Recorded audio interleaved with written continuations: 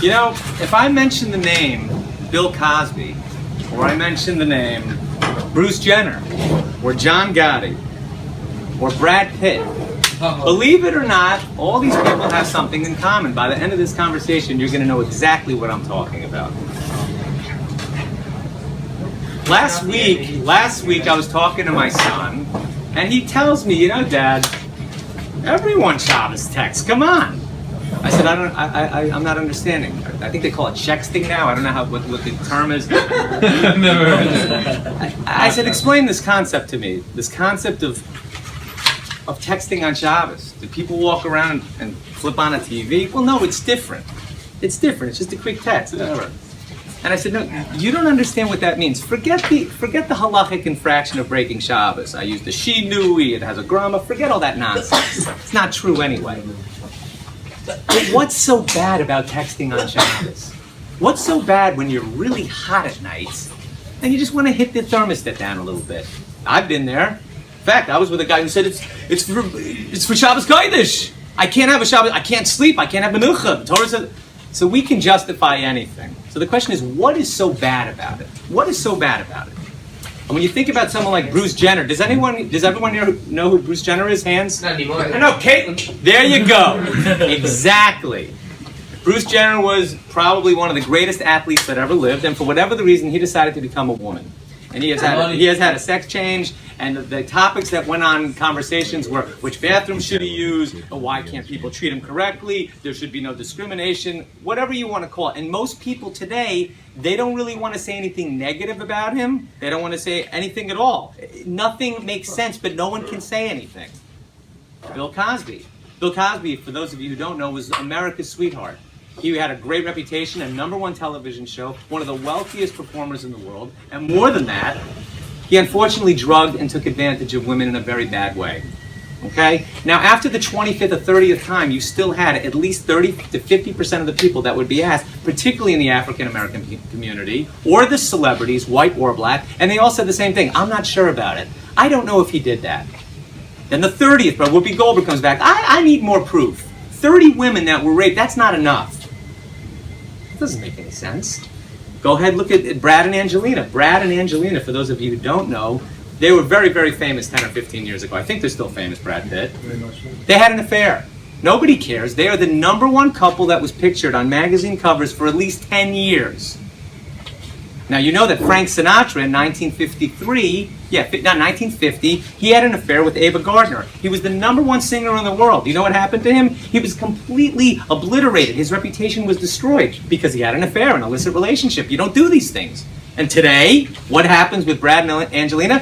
They're on the front cover of every magazine. It doesn't make any sense. Even further, does anyone know who John Gotti is? John Gotti was, I believe, he was probably the worst gangster in the 1990s, and I think he took out the Castellano family. He assassinated and killed many, many people. But what Dapper Don did was he changed his reputation to becoming a celebrity. And he would go out in fancy suits, and everybody in the neighborhood loved him, and everyone rooted for him. But at the end of the day, the guy was a massive killer. What do all these things have in common? That the lines are very gray. That the lines are very blurred. And just like Shabbos texting, which we don't think is really a big deal anymore because look what's going on in the world. I have met people that live in the Upper West Side that wear yarmulkes, and I'm walking home from shul with them, and they just push the elevator button. They push number 15. Like as if, and he says, I'm from. I said, what do you mean you're from? How can you tell me that you're keeping Shabbos and you're pushing that? What's the difference if I go and I get in a car? And if if you're going, there was a conservative rabbi that said in class, you're not allowed to go in a car on Shabbos. But if it has Torah tapes or Jewish music, then it's a different story. Do you understand what's happening here? Do you understand what's happening here? In public, that a man would say that and get a standing ovation? So let's talk about it. Now we're going to really get into the bottom, to the guts of what I'm talking about. I noticed that if you look at several mitzvahs in the Torah, perhaps most of them, they all have one common ingredient. I'm going to read them out to you, and you're going to start seeing something. Milk, meat. Very big sin to keep not kosher. Shabbos, we say Havdalah, Hamavdil ben Kodesh l'chol. There's the holy, and then there's the regular, the whole, the weekday. Marriage. Marry a Jewish girl, a mechitza, you go into a shul. There's the men, there's the women. Shatnez, shatnez. Wool, linen, not together. Very serious stuff here. We know when a woman is a nida, you separate. Now, what's interesting about all these things is that the punishment for them is pretty serious. We take it pretty darn seriously. And all of these things have one thing in common. There's a separation, there's a line that's drawn in the sand. Why? For two reasons. This is my opinion now. The first is to prevent what we just discussed, the blurred lines. The idea that the truth is, if you do something, the media, society, our rationalizations and intellectualizations can create something that's bad and to turn it into something that's not so bad. I actually called a radio station a couple of years ago and I foolishly said, well, I don't know. I think that two women together is just wrong, and two men together, it's wrong. And they were like, ostracized me. Who, what, I'm like, wait a minute, whoa. There was a time, and I'm sure that your grandparents, everyone can remember this. If a guy married a non-Jew, they ripped Kriya. That's what they did. You were out, you were done with. You want to carry on and do illicit things? You were shunned. Sinatra, you're done. The Goyim didn't accept Sinatra when he did that. He had to go on PR tours. He had to restart his whole life over again. And thank God, society changed along with it. I'm sure he helped that with his promiscuity. Not just him, but all of them in general, all of the Hollywood types. And so then it became acceptable to the point where now Angelina and Brad can be together on the cover of a magazine. And there's nothing wrong. Bill Cosby, he didn't do anything wrong with 30 women. 35, well, maybe. But even then, I'm not sure. You see, it blurred the lines. Comes Hashem and says, no. We have to separate. This is good, this is bad. But now there's a second reason. What would be the second reason that God would do this? And that would be to raise ourselves, to elevate ourselves. What does that mean? To become an Am Kadosh. But what does that mean? Look at Noah in the Torah. We all know that Noah walked with Hashem. But we also know that Abraham walked ahead of God. What does that mean? So we know that we have the seven mitzvahs, b'nai Noah. We have the seven mitzvahs of Noah. And that's basically laws that were set up a court system, don't kill, don't commit adultery, don't do idolatry. It's to stay out of trouble. That's what Noah's job was. Noah's job, the Gentiles' job, is to behave yourself and stay out of trouble.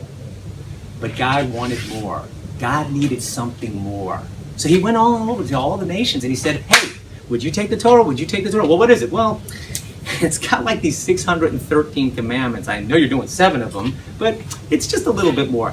No, thank you. So everyone said, no. And then the Jew was in trouble. The Jew was in a small nation. Abraham had done his thing. Yaakov, Isaac, everyone had shown that they have something, but they needed something more. They needed a Moshe Rabbeinu to give them the Torah. And what that Torah was 613 mitzvahs. Now, 2 things are being accomplished. The first thing is we're removing the blurred line by saying yes, no, black, white. Yes, it has to be that way. It has to be that it's Shabbos until this time. It has to be that if there's chametz in your house, you have to burn it. And if someone's caught with the current, you're done with. He can't deal with you. Why? Because you're going to get into a situation where, hey, I'm just turning on the light on Shabbos. It's no big deal. Guess what? I have friends that did that when they were your age. They're married now, and their kids are not from anymore. That's how it works. God knows what he's doing. He's setting up a model of how your life is to lead. You can still be wild, you can still have a good time, you can still do all the great things, but there are certain things that you can't bend, because then it becomes gray. And when gray, you can't have Torah. You can't have your accomplishment. What is your accomplishment? To reach a closeness with God. How do you do that? Vis-a-vis the mitzvahs. Example. Well, when you put on tefillin, what's really happening? All you're really saying is, my strength and my brain, my mind, my thoughts, my intellect are not only should they be devoted to you, but in fact they come from you. So you are accomplishing by putting on this thing. Oh, forget all the mystical ramifications, the Shem Hashem, forget that he told you to do it. That for sure, that's already a given, but you're getting something out of it. You're getting it. Forget the bracha, you're getting that too, but you're getting something out of it. You're connecting. Shabbos, you can have every single day. I love people that say, I can't keep Shabbos. Let me ask you a question. I keep not Shabbos 6 days a week. A guy that doesn't keep Shabbos, what does he have over me? I do the same things that he does. Except 1 day a week, I say, whoa, I'm done with this. I got to stop and recharge. Shabbos is the absolute most wonderful thing. Now, I used to, I'll be honest with you, I'm always looking at the watch. I did my shul, I had my chulin, I passed out. I can't have like another 8 hours, so I'm gonna have a nervous breakdown. Because I didn't get it, I wasn't understanding what Shabbos was all about. It's actually wonderful, and the older you get, and the harder that you work, the more you really will appreciate it. Because Shabbos is nothing more than not only acknowledging that Hashem created the world for 6 days and on the 7th day he rests, but also that just like Hashem worked, he stopped and he looked back at what he did. He got perspective. And that is the bottom line here. The big deal is that why, when I started this conversation, did I say, is it so important not to text on Shabbos? Why is it such a big deal? Because it starts off with a little thing. I'm just going to take her out. Every guy that married a shiksa said the same thing. I was just friends with her. I didn't know this was going to happen. Well, what did you think was going to... Hello, McFly? Anybody home? What did you think was going to happen? It's ridiculous. So the answer is, guys, you want to be solid? You want to have a great wife? You want to have... I love these guys. They have these kids. They don't understand. Oh, you wonder why your daughter's walking around dressed like that? Look at the girl you married, you animal. What did you think was going to happen? It's very simple. God sets up the genetics. He sets up the Torah. He sets up the principles. He sets up a guideline to life. You could do whatever you want. But then don't come around 25 years later and say, I don't understand why my children are marrying conservatives or reform or nothing, or why they're doing this anymore. Well, because when you were hot and you hit the thermostat, or my friend used to do this. This was his move. What's on there? NBA or whatever's playing. And he would chuck a pillow at the TV and it would turn on. And everyone would laugh, therefore it was justified. And I would be like, why is he doing that? Like, he doesn't have to do that. And if he really was a junkie, he could have left it on. He didn't have to do that. Well, guess what? It's 25 years later. His kids are not very frum. I don't even think he knows that. But the answer is it all started at the beginning. And this is the lesson that God teaches us. This is why separation and all of the mitzvot is for our benefit. To not only to remove the blurred lines, but also to elevate us to the point where we can reach HaKadosh Baruch Hu. Thank you for letting me speak.